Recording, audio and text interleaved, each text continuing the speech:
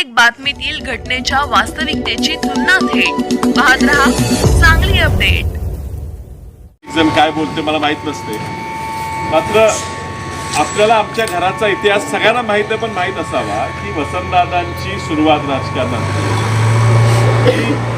इंग्रजांच्या विरोधात कुणीतरी आवाज उठवला पाहिजे, संघर्ष केला पाहिजे, ह्यातून झालं। इंग्रज सत्तेत होते, सत्तेविरोधात जायला तेव्हा सुद्धा लोकांची तयारी नसायची। त्यावेळेला झेंडा हातात घेतला, वसंतदादांनी सहकाऱ्यांसह आंदोलन केलं। आंदोलन केल्यावर तुरुंगवास भोगला, तुरुंग फोडलं, गोळी खाल्ली। स्वातंत्र्य मिळवून दिल्यावर तिथं न थांबता आपली जबाबदारी आहे, ह्या स्वातंत्र्यासाठी आपण भांडलोय। आता सत्ता भारताच्या लोकांच्या हातात आलेली आहे, चांगली चालली पाहिजे। पुन्हा मग राजकारणात सुरुवात झाली। विधानसभेच्या 8 निवडणुका, लोकसभेच्या 12 निवडणुका जिंकल्या, जिल्हा परिषद, महापालिका, विधान परिषद, कित्येक निवडणुकीत आमच्या म्हणजे घराला यश मिळालं। विधानसभेचे 1-2, लोकसभेचे 2 निवडणुकीत आमचा पराभवही झाला। 25-30 निवडणुका आमदारकी, खासदारकी निवडून येऊन सुद्धा कधीही, आता 3री पिढी 4थी पिढी परवा महापालिकेत आमची लोकांनी निवडून दिली, म्हणजे जनतेचं अजून प्रेम आहे। 4थी पिढी निवडून दिली तरी सुद्धा अजूनही कधीच आमच्या तोंडातनं असं गेलं नाही की माझं म्हणेल तिथं मतदान टाका, नाही तर मी तुमचं काम थांबवतो। कधीच गेलं। या मतदारसंघात विधानसभेला आमदार जतमध्ये निवडून आले होते, आहेत मूळ तासगाव तालुक्याचे, जतमध्ये निवडून आले होते, राहायला सांगलीत आहेत, असे आमदार तुम्ही आणले। एक बसलेले लोक आता कौतुक करतात, पण ते सुद्धा लई त्याला चिकटून राहिले। 4 वेळा बाहेरचा व्यक्ती स्वीकारला, दंगल झाली, त्या दंगलीत हिंदू मुस्लिम झालं, मिरजेची दंगल, त्यात पाकिट मारल्यावानी नंबर लागला, आमदार झाले। पुढे मोदीची लाट आली, त्यात परत आमदार झाले। मग विरोधात तिकीटच मिळू दिलं नाही काँग्रेस पक्षात, त्यात 2दा आमदार झाले। असं झाल्यावर जनतेने कुठे मतदान करायचं ह्याच्याबद्दल जर दम देऊ लागले तर आता वेळ आलेली आहे जनतेने निर्णय घ्यायची की आता कुठल्या विचाराबरोबर राहायचं। तुम्ही आम्हाला पराभूत केला। या गावात सुद्धा मला 19 साली मतदान कमी पडलं होतं, पण माझं प्रेम कमी झालं का? कोरोनाच्या काळात आमदार दवाखान्यात जाऊन बसले, आठवा मी गावोगावी आलो, तुमच्या गावात आलो, तुम्ही सरपंच होता वाटतं तेव्हा, ग्रामपंचायत आलो, सॅनिटायझर डबे दिले, घरोघरी सॅनिटायझर वाटले, संपर्क ठेवला। अतिवृष्टी झाल्यावर मी तुमच्या गावात आलो, शेतकरी रडत होता, मी काय देऊ शकत होतो? माझ्या हातात काय होतं? मी सत्तेत नाही, मी निवडून आलो नव्हतो, पण मला वाटतं बाहेर तुमच्या भावकीतला एक शेतकरी सरकार द्राक्ष बागायत चांगला सरकार गडी अहो धो रडला राव, मी काय देऊ शकत होतो? कांदा देण्यापलीकडे मी काय करू शकलो नाही, पण ते तरी द्यायला मी त्या ठिकाणी पोचलो। त्यावेळेचे खासदार होते का, आमदार होते का? कोणी नव्हतं। तर परत आमदार म्हणायचे मी काम केलं, मी काम केलं। काम करणारच, तुम्हाला निवडून दिलंय, बाहेर नाही आणून इथं येऊन आम्ही तुम्हाला निवडून दिलंय, काम करायलाच दिलेलं आहे, काम तुम्ही केलंच पाहिजे। दुसरं कोणी तुमच्या जागेवर असतं तर कदाचित मी म्हणतो ज्यादा काम केलं असतं। तुमचे काय ते वेगळ्याच गोष्टी चालू होत्या। मी विनंती केली बदल करा, बदल करा। तुमचं पण खरं आहे, काँग्रेसच्या चिन्हावर कोण लढनाच, आता बी कोण लढना मुलाला नाही लाज असतो, आम्हाला घड्याळ घेऊन करायला लागले। शेवटी मी म्हटलं जाऊ दे, अजितदादा आपलं प्रेम आहे, काय का असं ना, माणूस आज गेला, मेले माणसं लय चर्चा नको, पण प्रेम देणारा माणूस। आता तर बाकीचं काय का असतं, चर्चा असणार, चांगला वाईट प्रत्येक माणसावर चर्चा असते, मेल्या माणसावर वाईट बोलायचं नसते, पण खरं बोललं पाहिजे। गेल्यावर माणसा आदराने, वसंतदादांचं नातू या नात्याने आदराने बोलवायचे, बसवायचे, काम करायचे।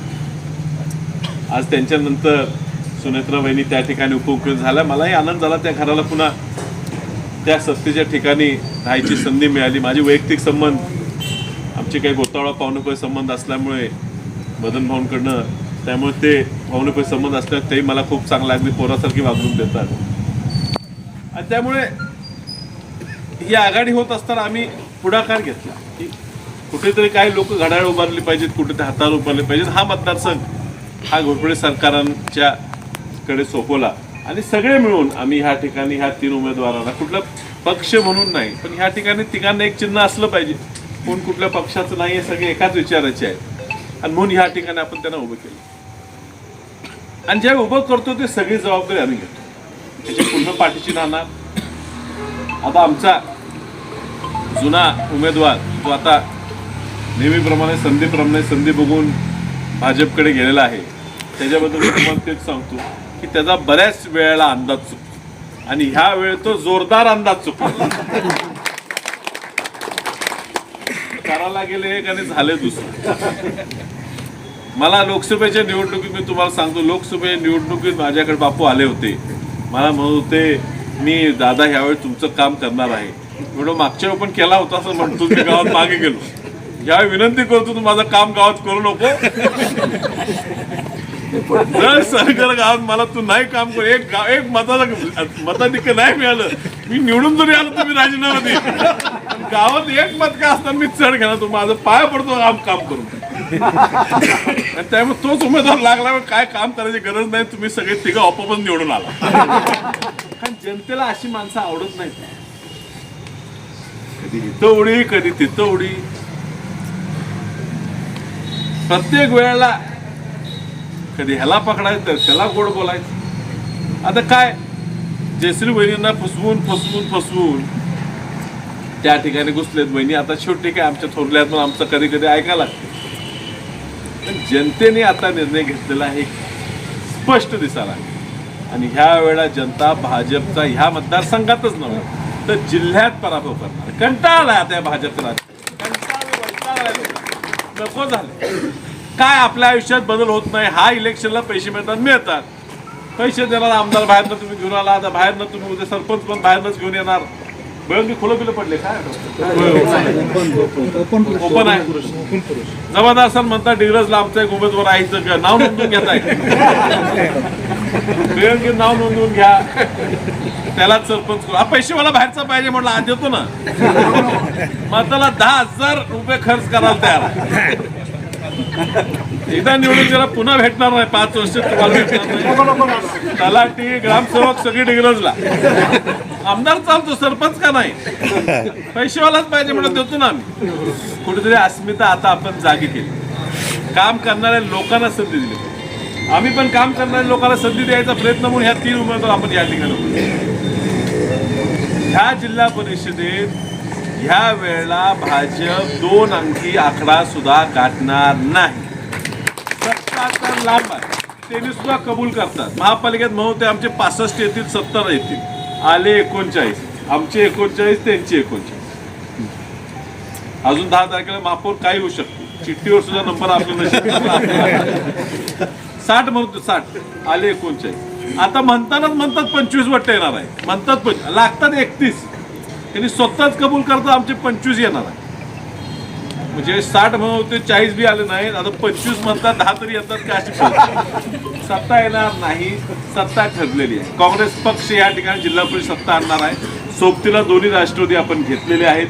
ह्या ठिकाणी सत्ता आपलीच येणार आहे, चांगल्या मताधिक्याने येणार आहे. आणि म्हणून सत्तेत सामील होणारे व्यक्ती ह्या ठिकाणी ह्या जिल्हा परिषद आणि पंचायत समितीतून निवडून द्या, जेणेकरून पुढच्या काळात आपली कामं होतील. आमदारांना काम करायचं नाही तर न करावं. आता खुलं होणार आहे, त्यामुळे दुसऱ्या मतदारसंघाच्या आधीच ते शोधात गेलेले आहेत. त्यामुळे इथं काही लढत नाही. तुमच्यासाठी खासदार म्हणून तुम्ही मला निवडून दिले, मी खमके आहे. विकास कमी पडू देणार नाही, कुठेही कामं कमी पडू देणार नाही. वैयक्तिक असो, अडचणीचे असो, कुठलाही प्रश्न असो, मी मतदारसंघातच राहतो. मी 24 तास राजकारण करतो. तुमच्यासारखं सेवक असतो. काम भाषण संपलं, तुमचे मुद्दे दिल्लीपर्यंत मांडतो. प्रत्येक ठिकाणी त्या ठिकाणी जातो. तुम्ही म्हणाल तुमच्यासाठी आम्ही उभं राहतो. ह्या ठिकाणी 3 लोक मला सोबतीला पाहिजे, माझ्या मदतीला पाहिजे.